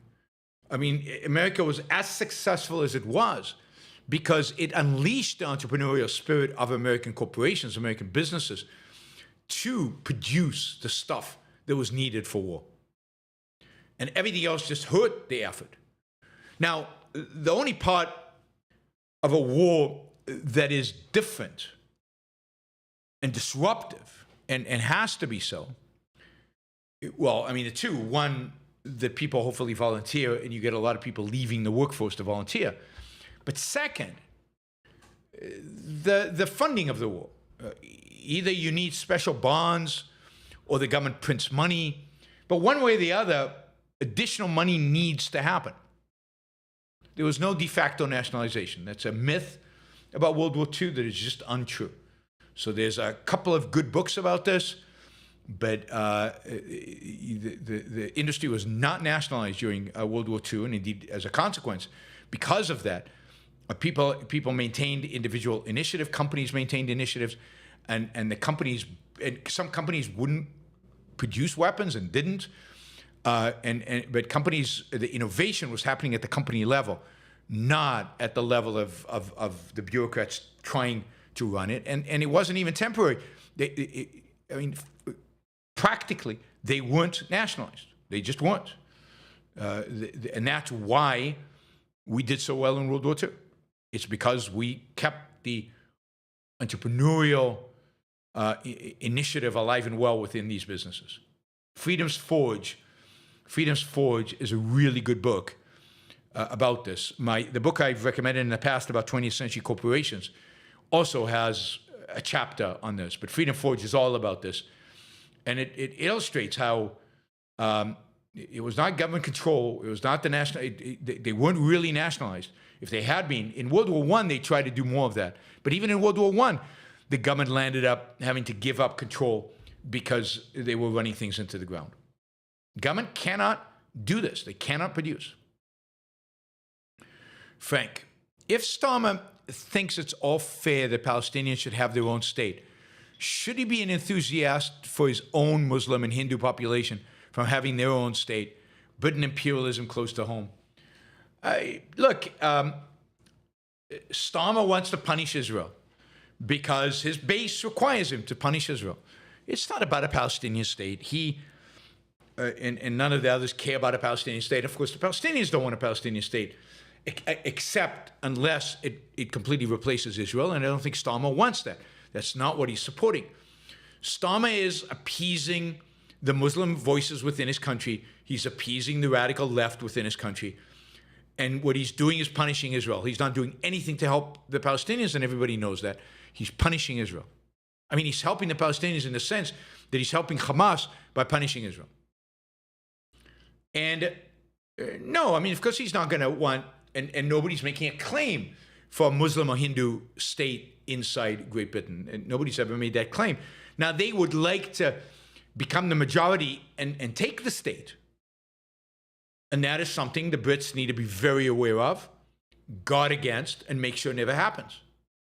And if that means rounding up those Islamists who are political Islam, Islamists, jihadis, and shipping them out of Great Britain, then that's what they need to do. But there's no way Britain can allow itself to become a state in which a majority, in any kind of sense, is Islamist. And now's the time to act. The longer they wait. And of course, the numbers don't add up. They're never going to be a majority, or it's unlikely they ever become a majority. I think there's a lot of panic about Islamic majorities. That's not the problem. The problem is not the Muslims. The problem is the weakness of the Westerners. The problem is the weakness of the Brits, the weakness of the French, the weakness of the Germans, the weakness of the Swedes. They're killing themselves. They're committing suicides. They're not being murdered. They're committing suicide. Mary Aline, Israel should not be sending any aid to Gaza in any way. Why would they feed people who want to exterminate them? All Israel is doing is benefiting Hamas and making themselves look guilty. Yeah, I agree, but it's too late for that, right? It's too late for that. They're already doing it. They've been doing it almost since day one. They should have, on day one, had a siege, not allowed anything in, not water, not electricity, not internet, nothing. And then gone in and destroyed whatever needed to be destroyed. And they didn't do that, and now it's too late. Now it's too late. Now it's all about the aid. It's all about the poor Gazans. The threat to Israel, nobody remembers, nobody cares. Their altruism has been triggered, and that is what dominates it all. That Doodle Bunny, why hasn't AOI produced more Alex Epsteins? We need more big shots if we're going to change the culture. Yeah, need does not produce results. Need, I need a lot of things. So, I mean, I don't even know what that means. Who's we? Who needs them? I mean, why aren't you the next Alex Epstein? So it turns out that you don't produce Alex Epsteins. They produce themselves. You can help them. You can guide them. So they have to be potential Alex Epsteins, and they have to be motivated, and they have to be smart and driven and everything that Alex is, and entrepreneurial, importantly. And there are not that many people like Alex. Why aren't you like Alex?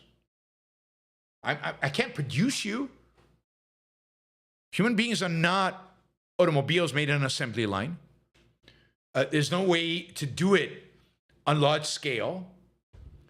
Alex did, most of the work, an overwhelming majority of the work, Alex did himself. I don't want to take one iota away from Alex.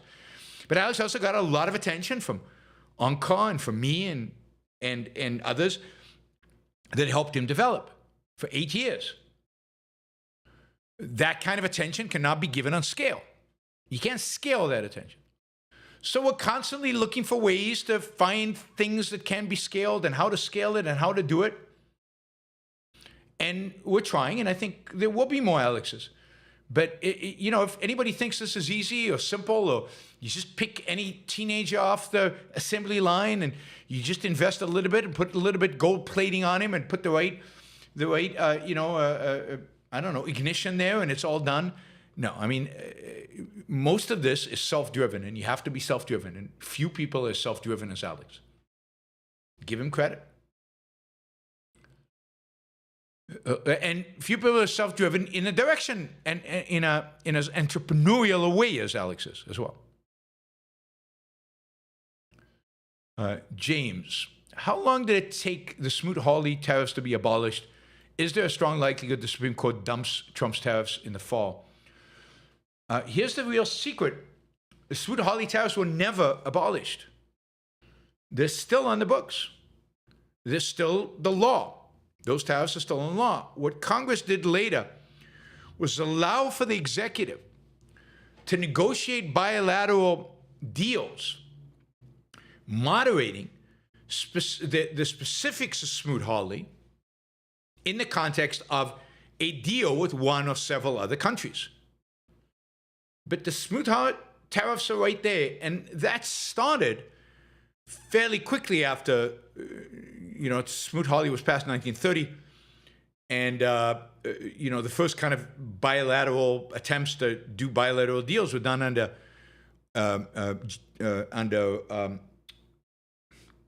Franklin Delano Roosevelt, and were done starting in 1934.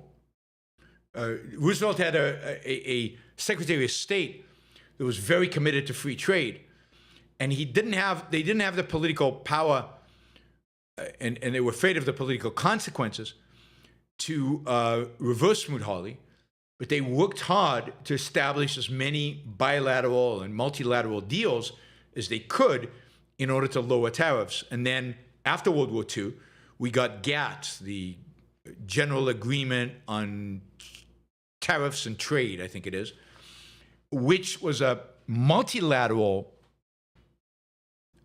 attempt to lower tariffs across the board, and it was very successful.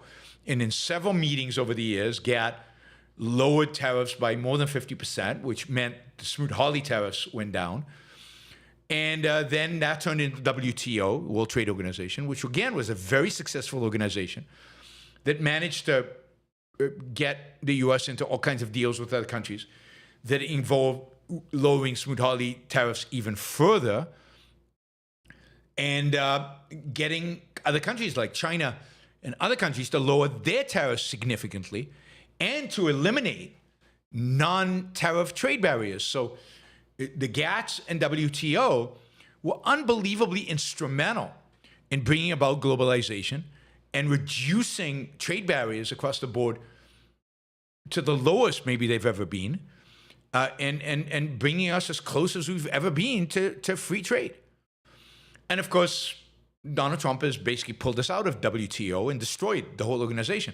So the WTO is no longer functioning. But that is the price of electing Donald Trump.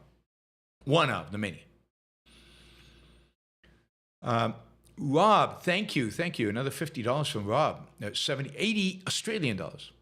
Rob says, I was a classical music producer at public broadcaster, and justification for government funding was that the arts are too culturally important to be left to the free market, which would just corrupt or neglect them.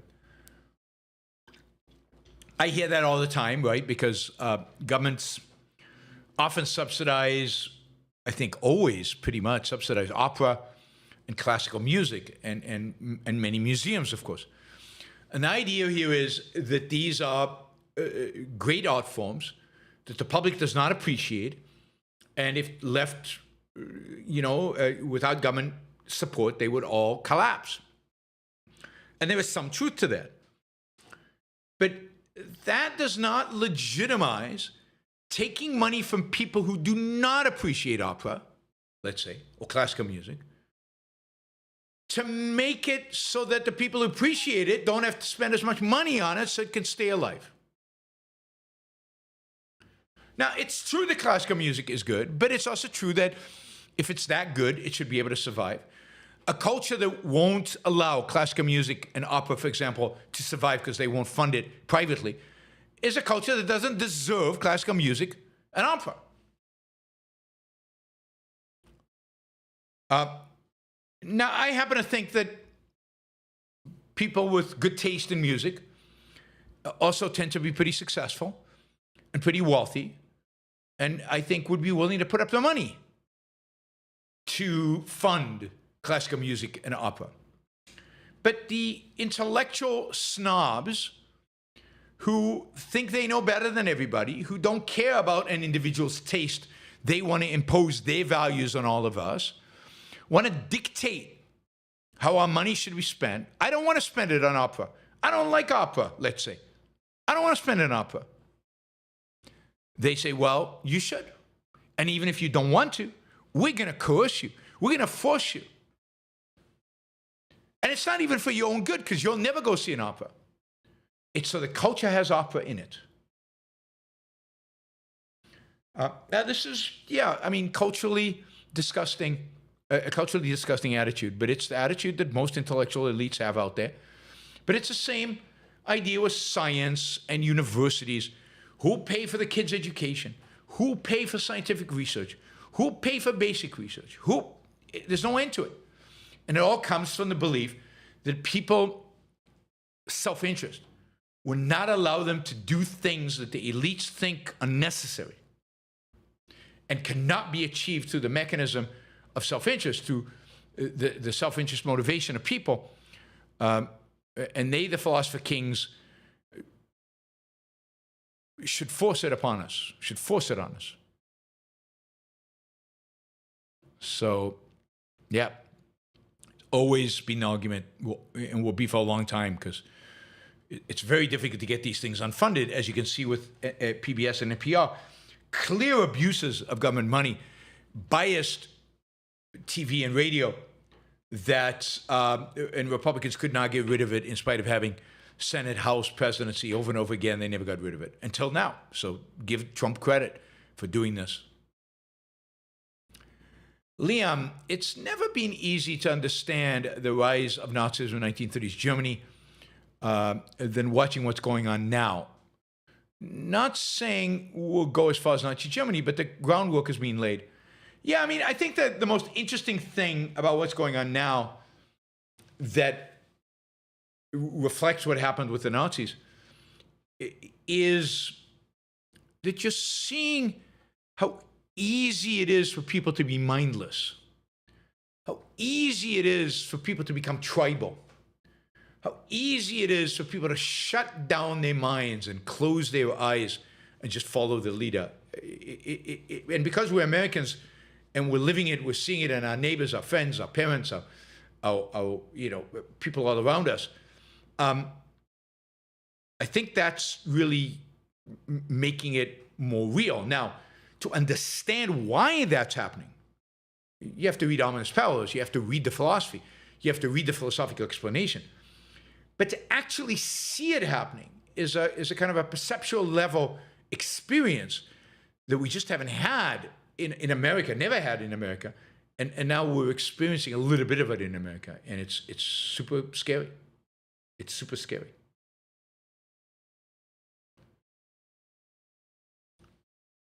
Liam, the left has been calling people who aren't Nazis, Nazis for so long that when a real thing rears its ugly head, they can't stop it. Yeah, and you can't stop Nazis by calling them Nazis. The only way to stop Nazis is by questioning their ideas, by challenging their ideas and challenging philosophically. And Nazis right now are cool and hip among a lot of young people. By some estimates, 20% of young people right now think that Hitler wasn't as bad as their teachers think he was. Maybe there was some good there. And maybe the Jews did deserve it. They must have done something to piss him off that much. I mean, there's no way he would have been that pissed at the Jews if they hadn't done anything. Again, this is what they believe. 20%. So you're not going to fight it by calling them Nazis. The only way to fight it is intellectually, is with ideas. It's with counter ideas. It's with individualism at the end of the day. And it's with right history. But philosophy is the only way to fight this.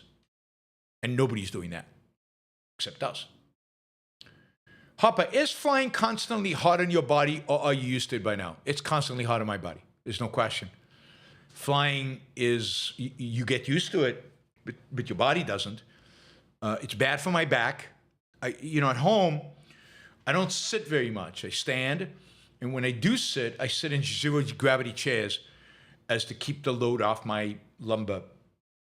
And sitting in airplanes is rough on my back. Now I've got this hip problem. It's rough on my hip. I'm not in pain if I'm walking around and I'm standing all day. But as soon as I sit down for a while and I get up, it hurts. Sleeping on plane, you're not sleeping enough. You're not getting the deep sleep that you need. It ages you. It hampers recovery. There's no question that flying, in the kind of airplanes we have today and the kind of conditions we have today, maybe one day it'll be nicer, is difficult on your body and difficult on your mental state because you're not getting enough rest, right? It's also, I don't mind the confinement. But there's also, I think the pressure, the level of oxygen, I don't know, but there's definitely issues. Some planes are better. Like I think the 787 has better lighting and better air quality, particularly for long flights. But yeah, no, it's hard on the body. Whenever I get back from a trip and I fly a long time, I feel it for days. My body hurts. Now, I have a body that's pretty sensitive.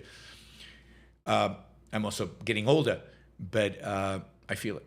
Harper Campbell, is Donald Trump aware that he's miserable, or has he suppressed all negative emotional signals?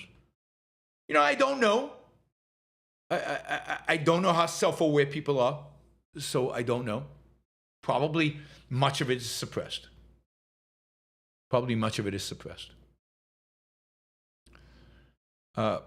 Paul did make a contribution for stealing my fire. Thank you, Paul. I appreciate it. I was kidding, but I appreciate it. Whoa, a lot of questions. All right, we'll keep going. We did raise enough money for 3 hours, so we'll keep going as long as they're questions. Not your average algorithm. As vicious as the left is, the Republicans strike me as more barbaric. That's why all the smart, sophisticated people conglomerate in densely populated cities away from country folk. Yeah, I mean, there's certainly, they're more intellectual, but that doesn't make them better. And certainly the far left is just as barbaric as the far right, even if they give the aloof impression of sophistication. They're the ones who lead us into the gas chambers, that sophistication. So beware. But yeah, the right is more barbaric in some sense. Both are very, very, very dangerous. Drin, watching Candace interview with Tucker, they're beyond deluded, thinking they're just fighting evil people. Their anti-evil, their evil anti-Semitism is casual. I mean, they're just disgusting. I don't know why anybody watches them. I don't know why you bother watching them. I don't anymore.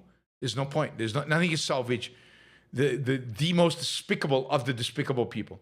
Because, particularly Tucker, they're smarter than this. They used to be human beings. And there's no value in watching them anymore. Not the average algorithm. Nothing Trump says will erode public trust so long as the message is something they want to be true. Yeah, but look, I mean, he's not popular. His polling numbers are very low.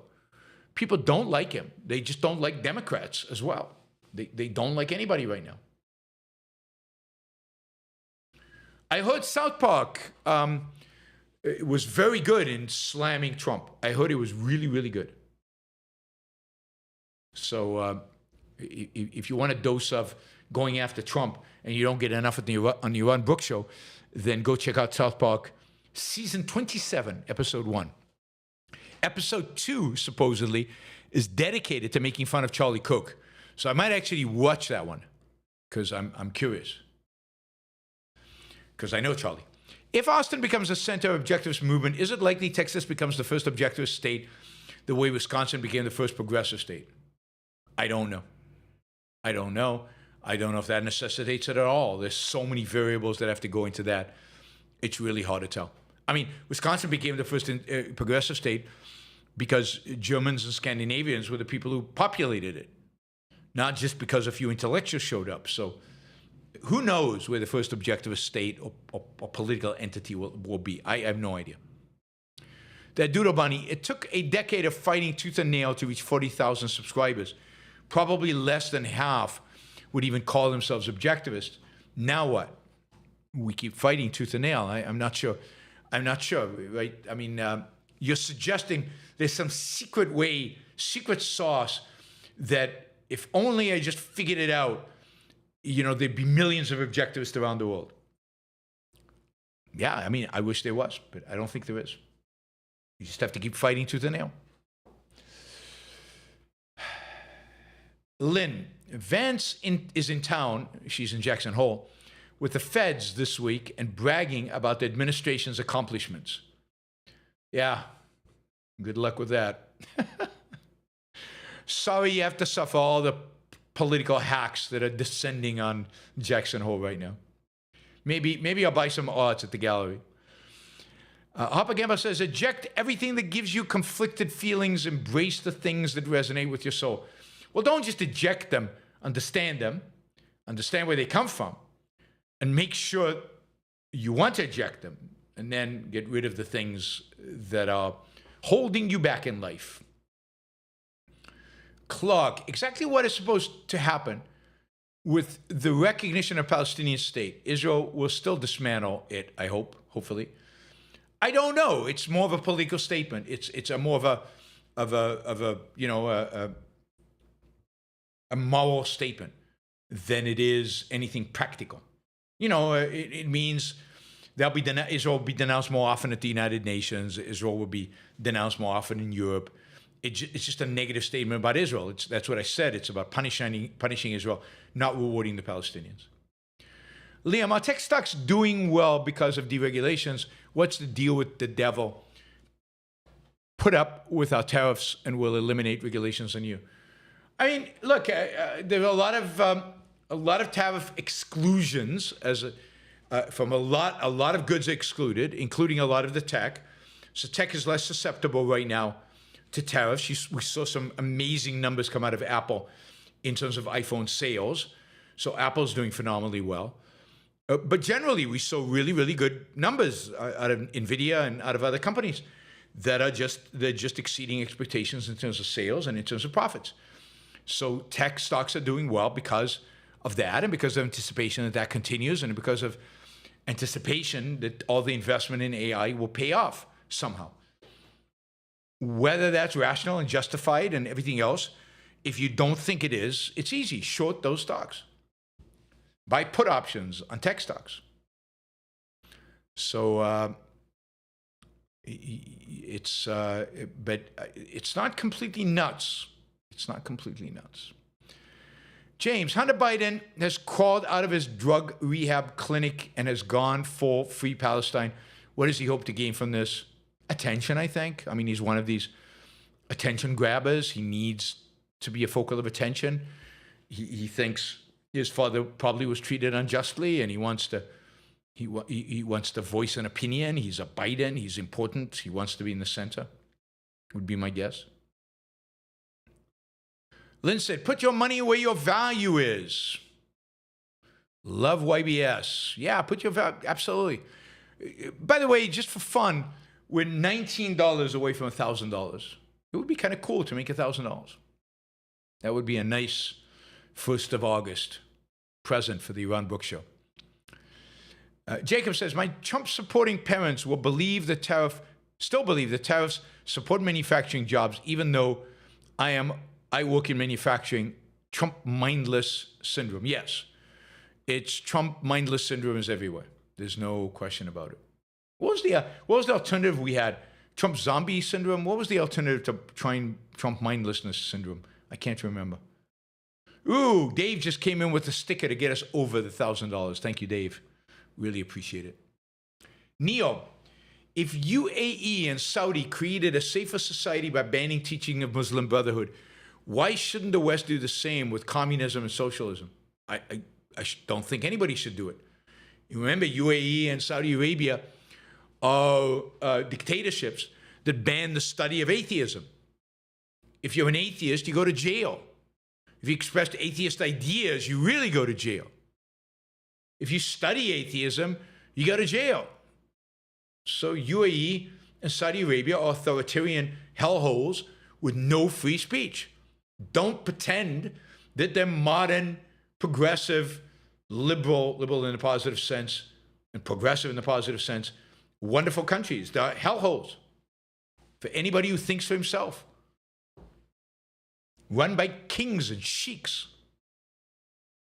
Esoteric dichotomy, thank you for the sticker. Again, thank you, Dave, for getting us over the top. Enric, how can things change for Israel and the Middle East if France, Portugal, England, and Canada declare recognition of the Palestinian state?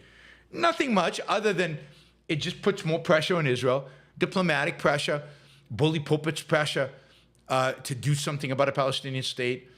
It gives the Palestinians hope that this pressure will cause Israel to succumb. So it helps the Palestinians by giving them hope more than anything else. Gail, if Israel had defended itself thoroughly on October 8th, would they still be seen as heroes in the world now? I think they would be, yes, I think they would be seen as victors, as heroes. I think they would have changed the Middle East. They certainly wouldn't be viewed as negatively as they are right now. Because even though you condemn it, the world loves winners. Mary Eileen says, what would happen if Israel were to now stop sending aid to Gaza? Is it too late, or is it Netanyahu's weak, or something else? Look, Trump would get pissed off. Trump might stop military aid to Israel, might put real pressure on Israel. The world would flip out. I mean, literally flip out. Countries could stop diplomatic relations. I do think, objectively, it's too late. I think if they'd done it at the beginning, people would have been upset, but nowhere near as bad, and they would have said, oh, yeah, well, maybe they're overreacting, but October 7th was pretty bad. And now it's like, that's ancient history. So I think it would be really bad. I mean, Netanyahu's weak. The weakness is that he didn't do it then. Why would he do it now? Now he's in a much weaker position to do it. Also, internally in Israel, most of the population doesn't want that to happen. Remember, Israel is just as inflicted with altruism as everybody else around the world. So Israelis don't want the aid to stop. It's a sad, pathetic situation. All right. Thank you, guys. Really, really appreciate it. We raised $1,001. Thank you to Troy. Thank you to Dean for getting us over the top and doing another one early on to get us to this target. Thank you to Rob, who did two $80 Australian dollar questions. Thank you to Michael, as always. And thank you. Who else did? Amin. Amin came in and did $100, right? Yeah, Amin did. So thank you. It's always good to see you, Amin. And thank you all, guys. And I will see you tomorrow, probably around 2 or 3. Probably do a show around 2 or 3. Not sure about the topic. It will be less newsy and more deep dive into something, but I will do it. Don't forget to like the show before you leave. It really helps. It constitutes engagement, and it really, really helps. So please just press that like button. It doesn't cost you anything. And if you're not a subscriber, please subscribe. Subscribe. Become a subscriber. I'll let you know when the show's on, when I do new stuff, almost every day, except when I travel, which is often, unfortunately, for the show. But yes, subscribe, like, and I'll see you tomorrow. Have a great rest of your Friday and a great weekend. Bye, everybody.